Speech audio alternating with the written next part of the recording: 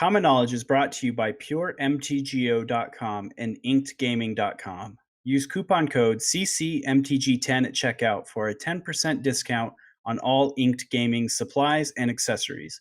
You can support the show directly through Patreon at patreon.com/common knowledge.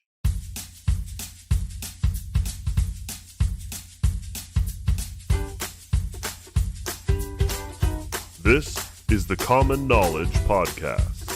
It's not about the cost, it's about the knowledge. Here are your hosts, Brandon Clark and Laubert. How's it going, everybody? Welcome to episode 74 of the Common Knowledge Podcast. I am your host, Brandon, and joined with me on the line, as always, is my trusty companion, Sean the Laubert. How's it going, Brandon?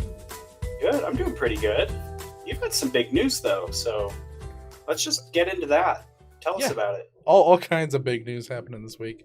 But in terms of me playing Magic, I participated in the Pauper playoffs. I got just enough points on Friday when I got a 5-0 to qualify. I entered, and I ended up going 4-3, which is positive against these people, which are like really good Pauper players. They were definitely some of the hardest games that I've ever had to play. I had a ton of fun though, and yeah, positive is definitely good. I was just short of the top 32 because I had really bad tie breaks because I lost really early, is I think what did it. But yeah, 34th place. Yeah, I can live with that. Yeah, that seems pretty good to me. I was really excited when you sent me the text with the news. Really awesome that you did well.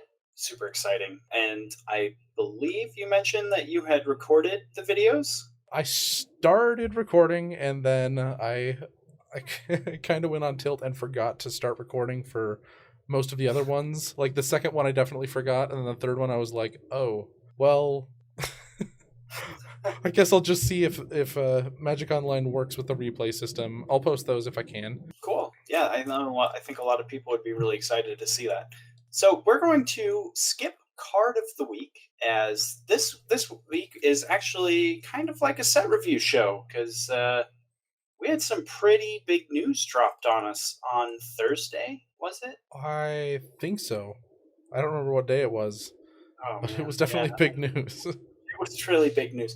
So for those who aren't aware, Wizards of the Coast has a unified Pauper. This means a lot of things. It means that it is now a sanctioned format. So stores can host sanctioned Pauper tournaments. For those of you who are needing your Planeswalker points or whatever, that's good news for you. It also means that a lot of new cards have come into the format, because now Pauper, the format, is any card printed at common ever, be it on Magic Online or in paper. So I think we've had somewhere in the 450s range of new cards that are going to be entering the format, I believe July 2nd.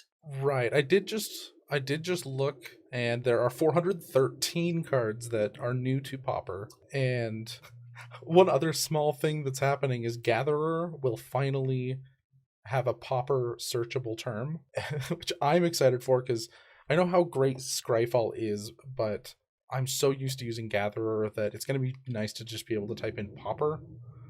And honestly, a lot of new players and a lot of players who are interested in Pauper, they don't probably know what Scryfall even is. Yeah. I didn't know what Scryfall was until you introduced me to it. And I honestly still haven't ever been to the website.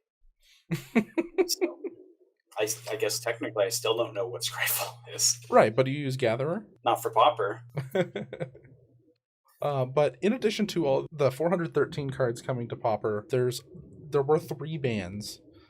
Just cards that are coming in that are seen as too strong. Our first one is Hymn to Turok. It is black for a sorcery. It says target player discards 2 cards at random. Having your opponent discard cards at random rather than they get to choose is a lot better. It is preferable for you to choose, but another thing that comes with this is that it's not conditional on it being a land or not, and it can make a lot of non-games, so they banned that straight out of the gate. There's also Sinkhole, which is again black for a sorcery. It says destroy target land. It just locks people out of the game a little too quick and makes, again, for non-games of Magic. And the last one is High Tide. It is a single blue for an instant. It says until end of turn, whenever a player taps an island for mana, that player adds blue to his or her mana pool. So that's in addition to the mana they already produce. We have banned all the Storm cards, so High Tide is the only kind of weird one to me, but there's also a few cards on this that are not on this list that were on people who wanted to play a complete, like, unified format, their list, such as, like, Goblin Grenade. What do you think of these three that they banned? I'm trying to remember, because we did our unifying the format episode quite a while ago, and I remember that we had talked about a lot of the cards that other people thought were problematic. I'm trying to remember what we thought about Hymn to Turok. It might have been okay, but I think that was when Gush was a part of the format, and now that Gush is not a part of the format, I don't think Hymn to Turok is okay at all. Okay, yeah. I think we were a little bit softer on it than we should have been, because on further inspection and thought, Hymn to Turok is a monster of a card. Yeah, it is pretty egregious. Yeah, I think all these bannings are fine. The High Tide one is a little weird just because there's not really a lot of great payoffs that exist. I think that this was more of a better safe than sorry kind of a thing where Wizards just didn't want to ever have to worry about High Tide in the future when it comes to, like, designing cards for the format. It was just like, just get it out of here and we just don't ever have to think about it again. Maybe kind of a thing. So overall, I'm really happy with these bannings. I think that there are a few other cards that maybe could have squeaked onto the list with them, but I don't know. We'll just have to see. I think that the format's definitely getting a boost in power as well. Yeah, a lot of these cards were cards that I have, like, when I was first getting into the format, I purchased, was super excited for, and then found out that they weren't in the format, and I'm rebuying them now. And a lot of these cards are cards that I used to go infinite in Commander, or to like, some of these cards are just like Commander format staples because of how powerful they are. Do you want to take the first one? Yeah, why not? I've got a little bit of experience with this card. Ashnod's Altar. This is a artifact for 3 generic mana. It says sacrifice a creature to add 2 colorless mana to your mana pool. So this card, it's a free sacrifice outlet. You don't have to put anything into it. You got to sack the creature and you get the benefit. It's so weird because you can see the shift in, I think, R&D's thinking, where Ashnod's Altar was like, sacrifice a creature to get just 2 colorless mana. Like, sacrificing the creature was the cost, the mana was the payoff. Mm-hmm. And now sacrificing the creature is the payoff. The way we have started to approach that now, I think it was Sam Black. Sam Black once said that, like, the ability to sacrifice your own creatures was one of the most broken things in Magic that you could do. So you're getting the ability to sacrifice your own creature for free, and you're getting 2 mana for it.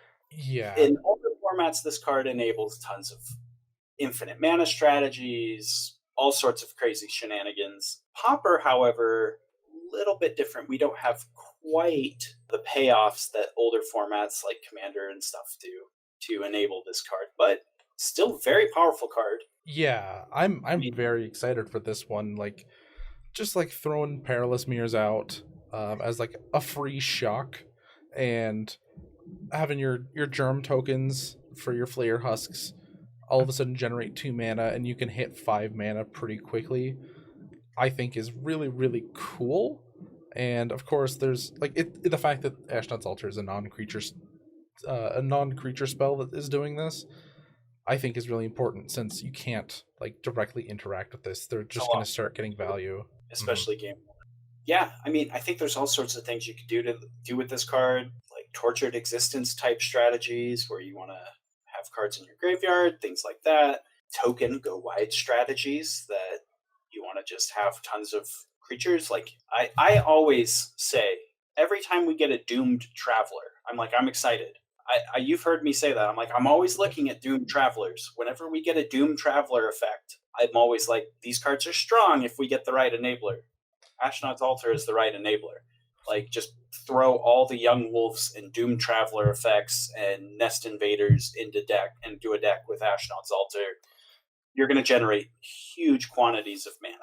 I think it's just finding the payoff for that mana that's kind of the kicker, whether it's going to be like a Rolling Thunder, Kevrik's Torch, whatever you do. Yeah, but once we find it, it's going to be really, really cool. And like now we have Astrolabe, and we can turn this colorless mana into colored mana pretty efficiently, like very, very efficiently. So this card's sweet. So our next card is Ashes to Ashes. It is a generic and black, so 3 for a sorcery. It says exile 2 target non-artifact creatures. Ashes to Ashes deals 5 damage to you. So this is one of the cards that when I've seen on the Reddit people talking about what this means and what people have been using in tournaments that is was a unified legality. They were saying this is one of the cards that they see, and it's just because it's a 2-for-1 and it is an efficient 2-for-1. It's a mana and a half to take out any 2 non-artifact creatures. Yeah, I think this card's really powerful, and more importantly, it exiles them. Oh yeah, I forgot to mention that. Like people were, I guess it's instant, but people were using Ob Nixilis's Cruelty because it's exiling the creature. In addition to like just being a really good removal spell, it's also exiling them, and this is like 2 of those for the cost of it not being instant. I do think that Ob Nixilis's Cruelty still might be the slightly better option. I think the difference here between instant and sorcery is quite powerful. I think that the black decks have access to good enough removal to deal with most of the creatures in this format that they don't necessarily need this. And I think in a lot of cases, the 5 damage that you're taking to cast this card isn't in a lot of cases worth the 2 creatures you're trading it for, whereas you could just defile that creature or Doomblade that creature, whatever. And Ob Nixilis's Cruelty is great as an instant speed answer to some of those more big things that you'd want Ashes to Ashes to handle. I mostly just think about like Tron.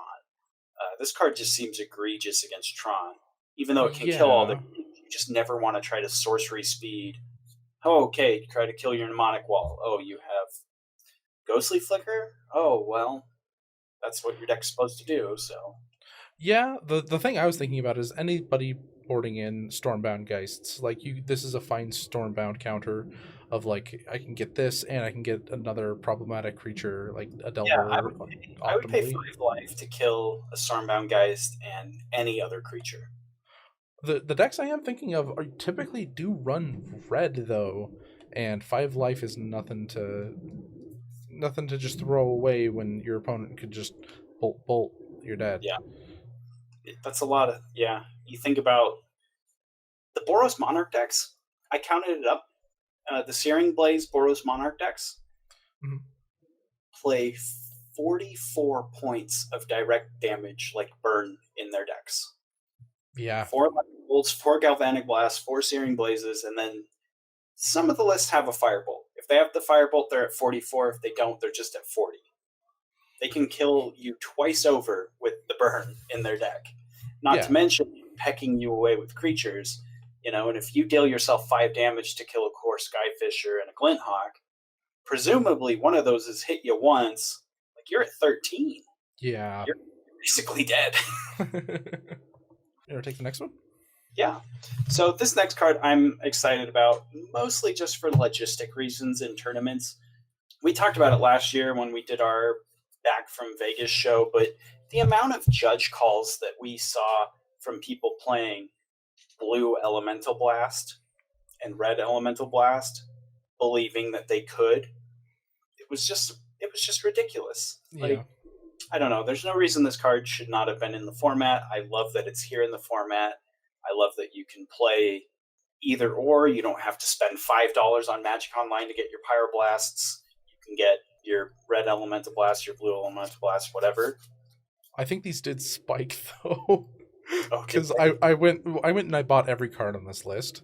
I just had the tickets and I was like, yeah, this all seems like relevant stuff. So then these were like $4.50. Oof.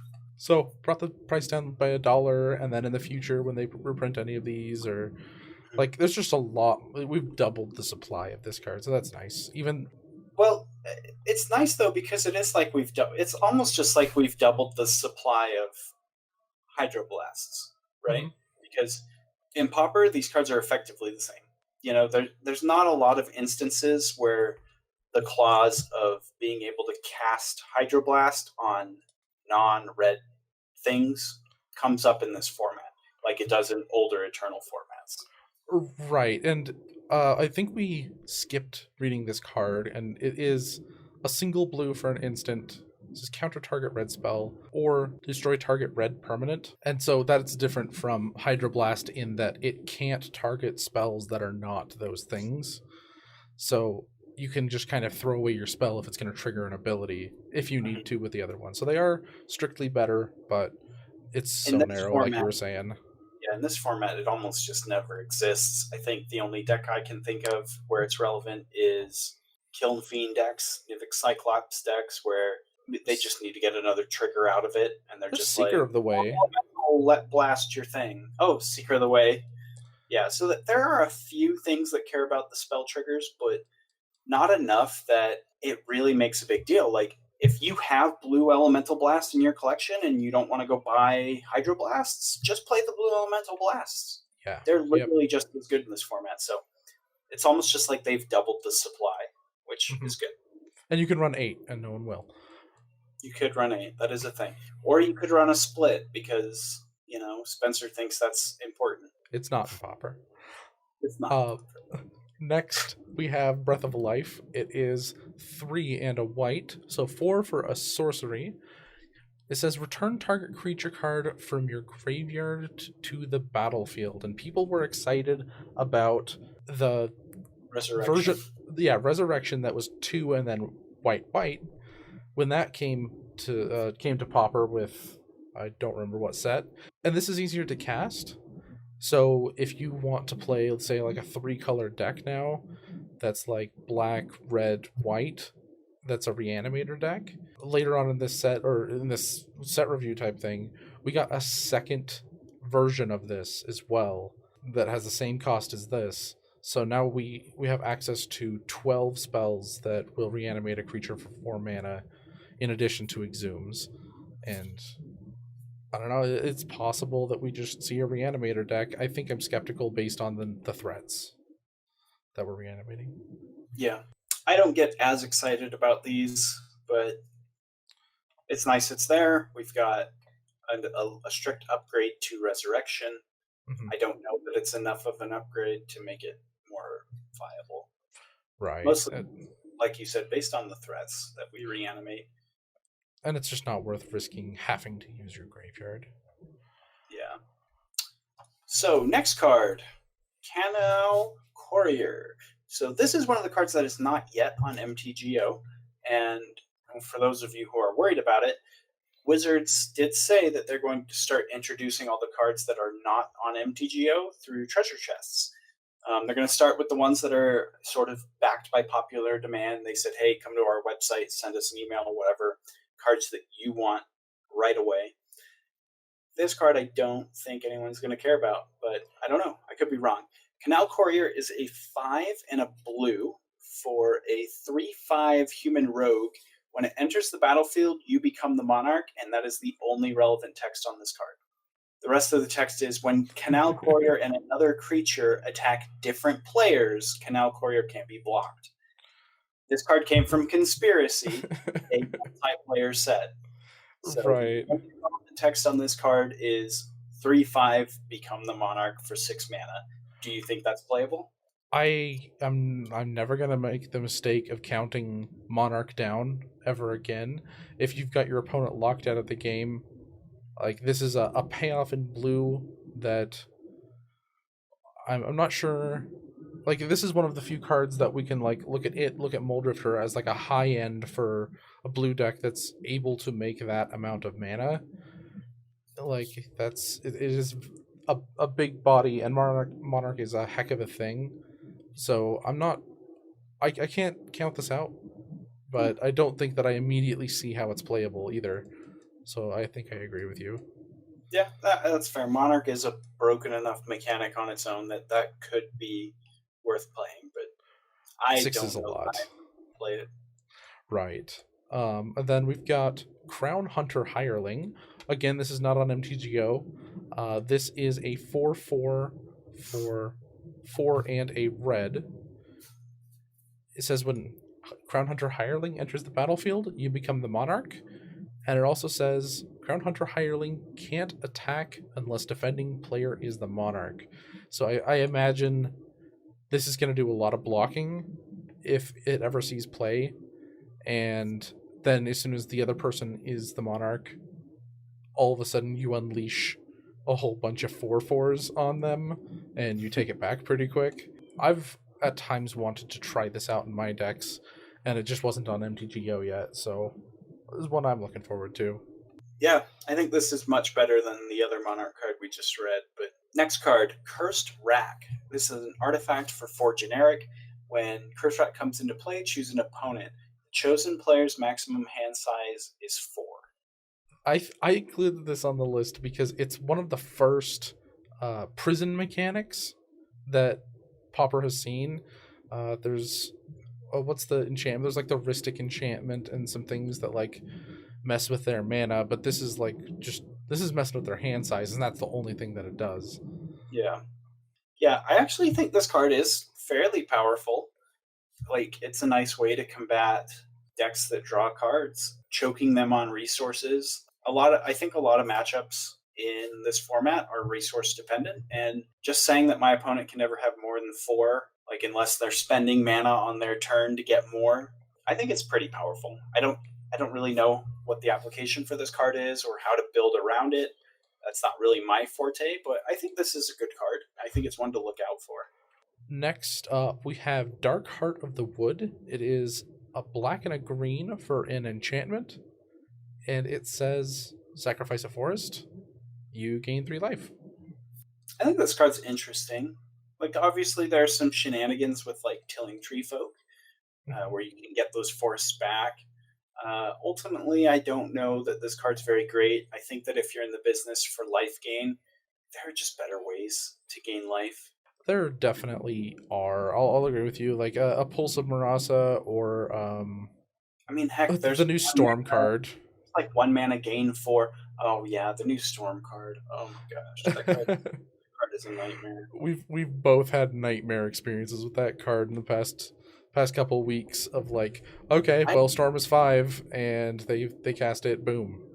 Yeah, I didn't realize how much of an issue it was going to be until Tron did it to me. My thing was kind of like, well, Tron decks will use it, sure, why not? It's like, but if Tron's going to lock you out of the game and win, they're just fine. But like, I didn't think that like Tron doesn't need to like storm up and cast this and gain infinite life or whatever. Like, you just need to go like cast a spell, and then they just need to go gain 9 life on your end step. Yeah. Now I have all the time in the world to build up.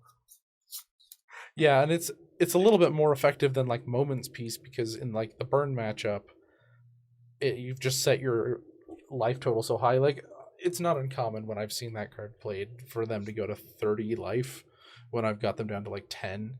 Yeah. But yeah, I think Dark Heart of the Wood is gonna fall shy of all of our other cards, even if it's like, well, if you have to, you can keep going and get rid of. Yeah, it's probably forests. one of the weakest cards on this list, but it's still an interesting effect.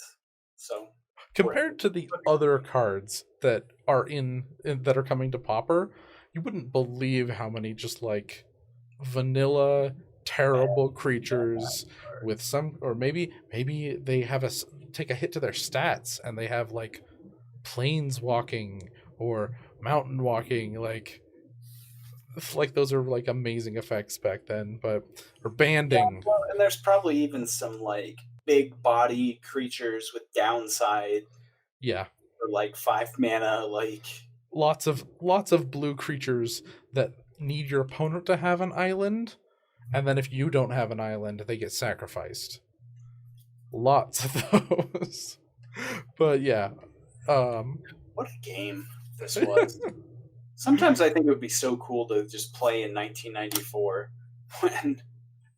When the power level was so much lower. yeah. Well, I mean, was it? People were playing standard with Moxen and Black Lotus. Oh, that's true. Weird, Counterspell. disproportionate. Creatures were much weaker. Yeah. People were casting Counterspell and Black Lotus and Time Twister and Central Recall. So next card is Darkness. A single black mana for an instant. Prevent all combat damage that would be dealt this turn. I had no idea this existed. I didn't know that black had fog. Literal, actual fog. It's a new effect for black, which makes it notable, but single mana fog effects are now in green, white, and black, and don't see any play. Next, can I just move on? Yeah. So next up, we have Desert. Desert is a land. A desert land. It taps for a single colorless mana. Are there any desert cards? There's like a camel. None from Amonkhet? The best one I can think of is that dang camel. Right. I don't know the name of it. Most of them are not very good. But its second ability is tap. Desert deals 1 damage to target attacking creature. Play this ability only during the end of combat step. So that's a step that nobody really uses. So it just means that you're going to be, like, after you've already taken damage from a creature, you can tap this and deal a damage to it. And it's notable to note, that's what I wanted to say, that this doesn't cause Desert to sack. And it doesn't care if the creature has flying. So a single one of these could give a Fairies player a really hard time. Multiples of this could give it a very, very hard time. And people look at this card and say that it's possible that this card could have a negative effect on aggro decks in our format, since people can just have a renewable source of removal, even in decks that don't usually get removal. This card in conjunction with Augur Bolus is particularly scary to me. The aggro decks of our format attack with 2/2s. Mm-hmm. And like just having a 1/3 that can just block one of your 2/2s, and then this cleans it up, and that's just going to happen every turn. That could be pretty oppressive, I think. Yeah, I did see on Reddit that somebody who, like, people who go to tournaments with the unified ban list say that Desert is not that big of a deal, but this is checking all my boxes for, like, this is an extremely powerful card that I need to be aware of, like, so good that I'm scared of it and plan on playing it immediately. I went and sold, this is a little tangent story time, because what would a set review be without tangents and stories and us getting off track? But I went to Oasis. I needed to get some cash so I could buy some Japanese Narsets. Mm-hmm. Because why wouldn't I need Japanese Narsets? They're like the War of the Spark anime alternate art ones. So they're super sweet. So I need some cash to buy those. So I basically just emptied my trade binder. I was like, I don't care about any of this stuff. I don't trade with people. Whatever, just take it all. And I got like a little bit of cash so I could go like buy dinner and then buy these Narsets or whatever. And then I was just like, just put the rest on as store credit. So I got like $200 store credit. And I was just like, man, what am I going to spend this on? I was thinking, like, maybe I'll just buy some Legacy stuff. I don't know. And I was like, man, whatever. I'll just save it. And then like 2 days later, this announcement dropped. And so now I've got all this store credit that I can go spend on all these new cards. But foil deserts are on my hot list. Yeah, I want some. I guess I'll get us back on task. This card's good. Yeah. Next card. Yeah. All right, so our next card is Dream Fracture. This is 1 blue for an instant. Counter target spell. Its controller draws a card. Draw a card. That's cool, isn't it? Yeah, I think it's interesting. So it's a little harder to cast than exclude, but this is a catch-all counterspell, not an essence scatter effect that replaces itself. And I think in a lot of cases where you're wanting to cast Dream Fracture, it's where a random card from your off the top of your opponent's deck is probably not as bad as what you're casting the spell on. Yeah. And you just think that, like, okay, well, they can't resolve this Din Rova horror. I'll take any other card in their library right now over this Din Rova horror. I think of cards in Commander like Chaos Warp, the red removal spell that just is like kill the thing, flip cards and then put the permanent into play. Yeah.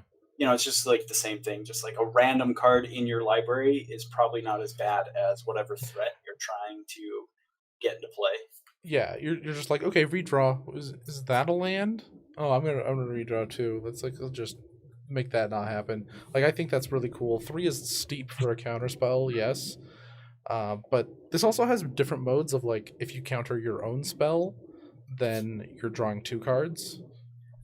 Yeah, you can turn Dream Fracture and a redundant spell into potentially 2 relevant cards. Yeah, so mana cost is kind of steep, but the effect is pretty cool. Yeah, I think it's an interesting effect.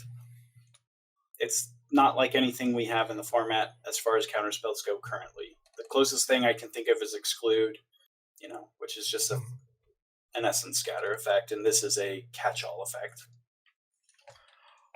Next is, I think, one of the cards I'm highest on in terms of like how much I think it's going to see play. This is Enchantment Alteration. It is a single blue for an instant.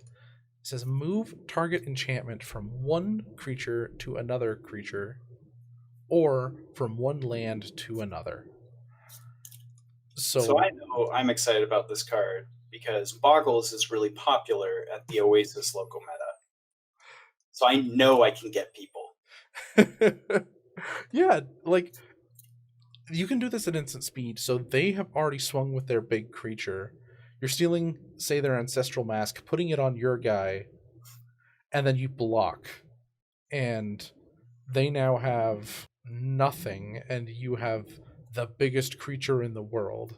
That they can never answer. Probably with flying. Note for newer players or players who are used to the fixed version, don't use Armadillo. Don't get an Armadillo Cloak with this. They still control the Armadillo Cloak. They still gain the life. I mean, you're going to make your creature not be able to really attack anymore, but it's still going to be a roadblock. And yeah, I guess if it's like the one thing that they have and you've got to do it, you've got to do it. But don't take their Armadillo Cloak thinking you're going to run away with the game. Yeah, and like a part of the reason I love this is instead of a null, where it's conditional, it's being there at the right time. Yeah, it has to be there when they're casting it. If you draw this the turn after and you're like, I need to stabilize, this can stabilize you.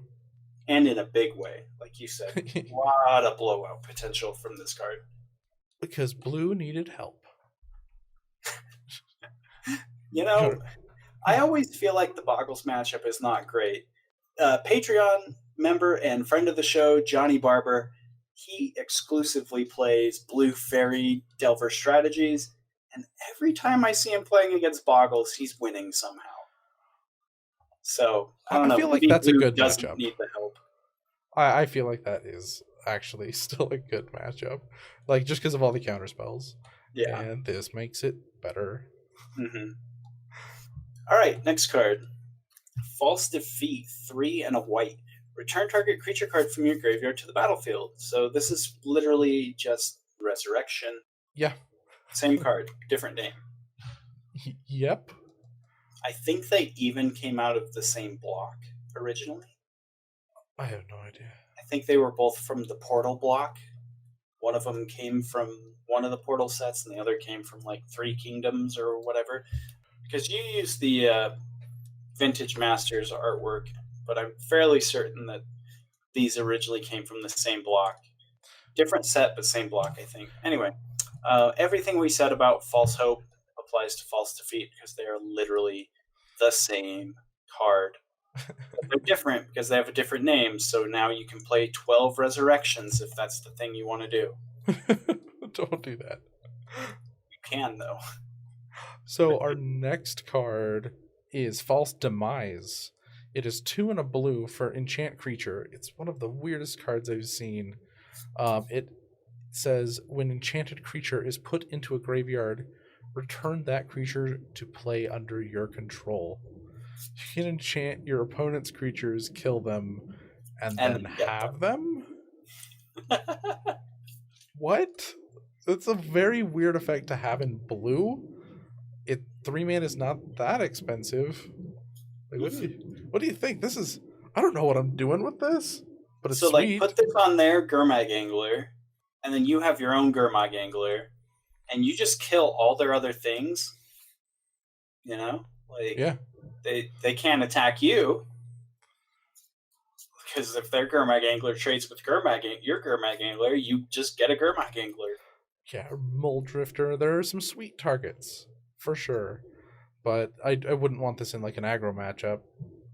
So, I mean, this is just I feel like if you're playing this is your strategy, right? Like, yeah, it's not something that I think you're just going to put into your blue deck. Like, oh, maybe I'll just play one of False Demise.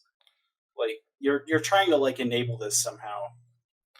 Yeah, I mean, it is kind of sweet. Like, if you're playing like a blue-red control deck and your Tron opponent like has a mnemonic wall or something and you kill it and steal it, they can't, like, if it's already dead, they can't ghostly flicker it back to their side or anything anymore, and then they can't reanimate it out of the yard.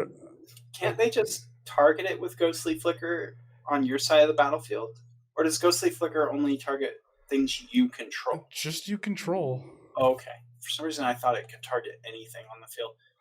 I don't know. I don't think any of them can, actually. Okay, sure. Anyway. Weird card, but cool. Next card. Farrell's Zealot. Will Farrell and his Zealot. 1 white for a creature human. It's a 2/2.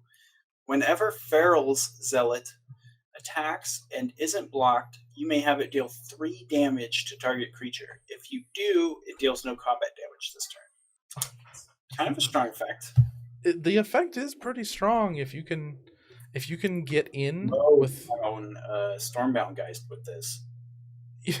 Yeah, I was thinking like if like this would be effective against elves to kind of just kill a thing a turn. All you have to do is just make it so they really don't want to block it, or they can't block it. Worst case scenario, they just start throwing their 1/1s in front of it, and you're sort of doing the same job.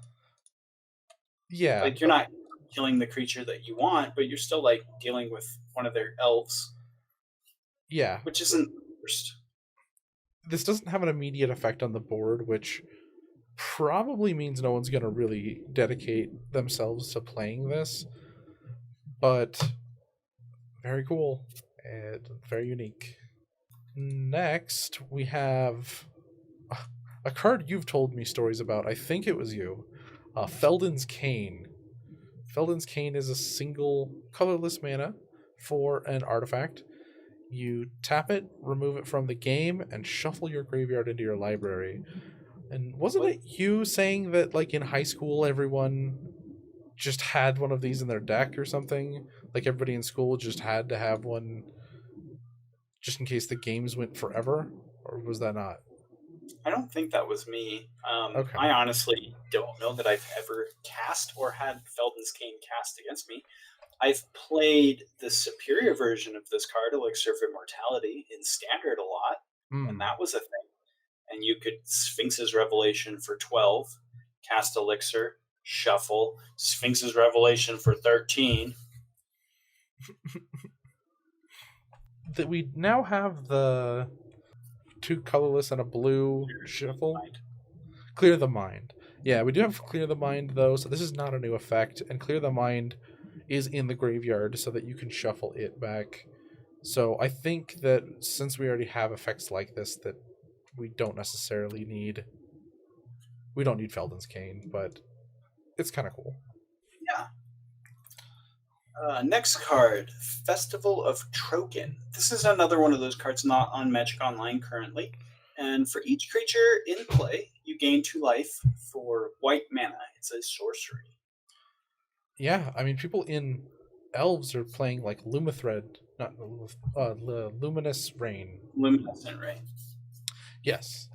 I think now they're probably playing Storm Life Gain. Probably. Can't say for sure. I don't know. That's what I put into my elf deck. But I think now, it's better. if they can generate a color, or they can generate a white, they can gain just as much life as Luminescent Rain. And then, of course, white token decks, if they decide to start existing again, will have this at their disposal. A single white for this much life. That's efficient.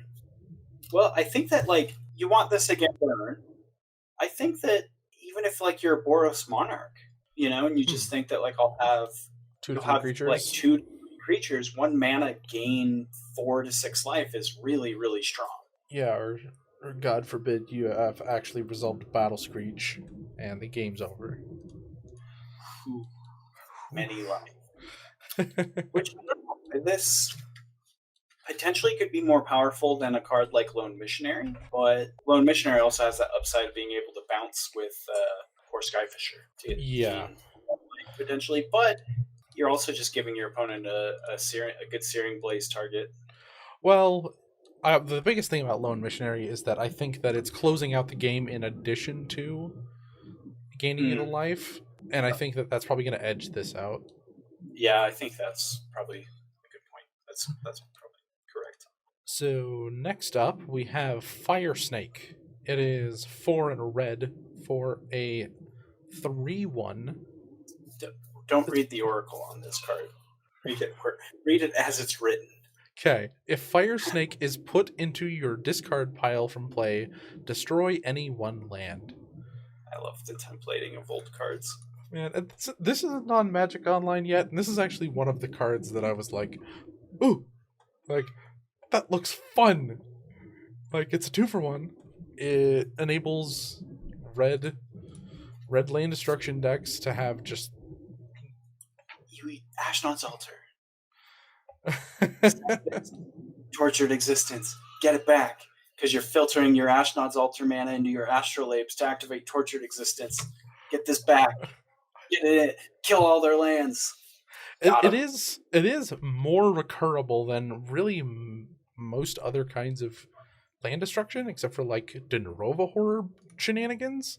So yeah, it just seems cool to me. It's a cool card. It's got cool artwork. The snake's final thrashing only spread the fire within it. I love that you just read the flavor text of random cards. Next card. This is the card that I think I'm most excited about, besides Mystic Remora, but we'll get to that card later. Forked Bolt. Single red sorcery. Forked Bolt deals 2 damage divided as you choose among 1 or 2 target creatures and or players. We have a lot of pretty mediocre Forked Bolt effects in our format. They're all 2 mana, I believe. Yeah. Every single one of them. The best current Forked Bolt effect we have is Fire, and it's 2 mana instant, and what makes it good is it has ice tacked onto the other side of it. Yeah, the efficiency of this card, though, I think means this is going to immediately see play, and I think this might just go in over Fire Ice. Mm-hmm. I think that you're probably correct. Fire Ice is in your deck, so it can be a Forked Bolt, and then sometimes you can do tap shenanigans with it. Most of the time, however, you want it to be a Forked Bolt.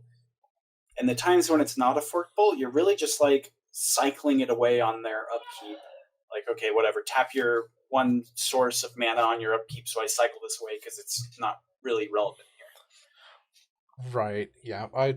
I'm excited for a lot of other cards, but I know that this one's going to see more play than probably all of them.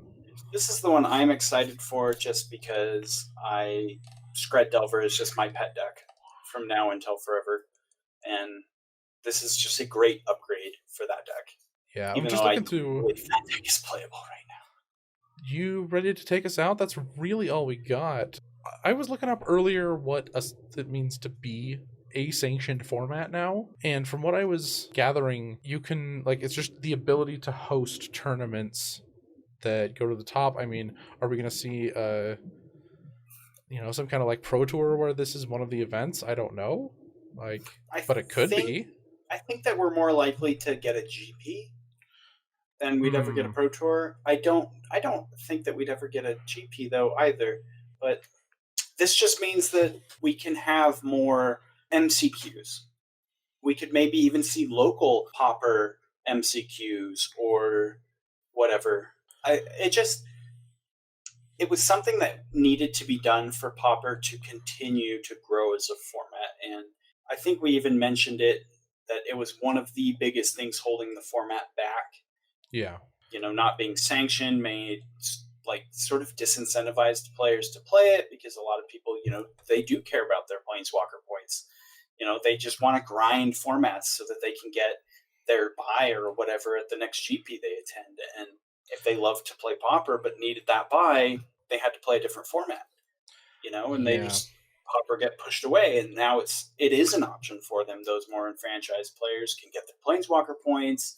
Stores can host real competitive tournaments. And if it keeps growing, there is now potential for there to be like a Grand Prix or, just something there. Like, the sky is now the limit, because we're not barred by this not being a sanctionable format.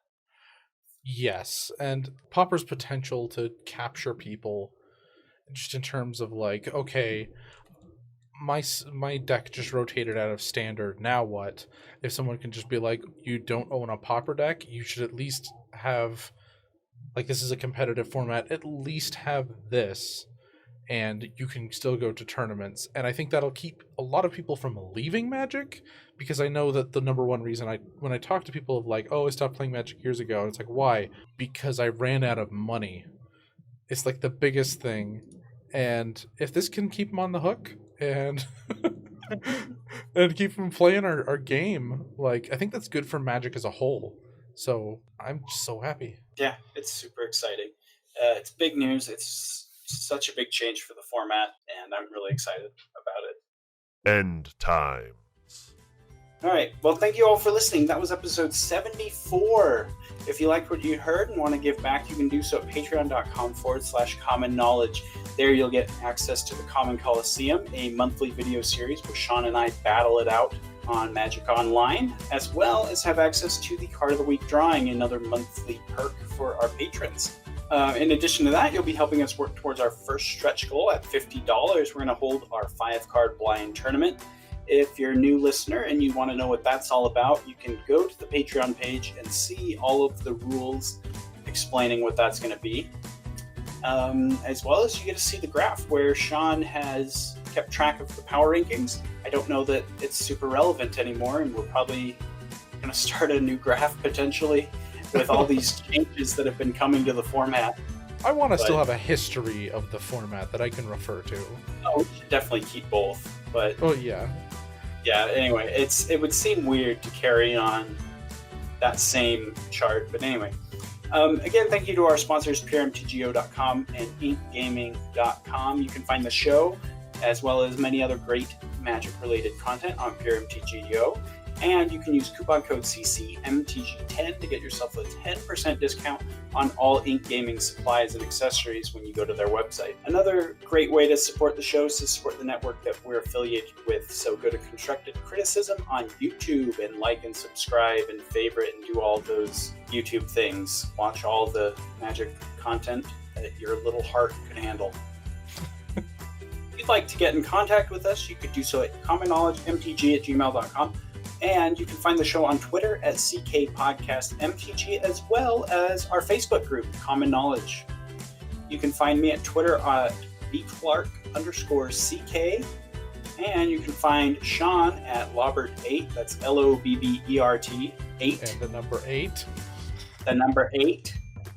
As well as the YouTubes, where you get to see Sean's Pauper content. Yeah. Yeah. Bye.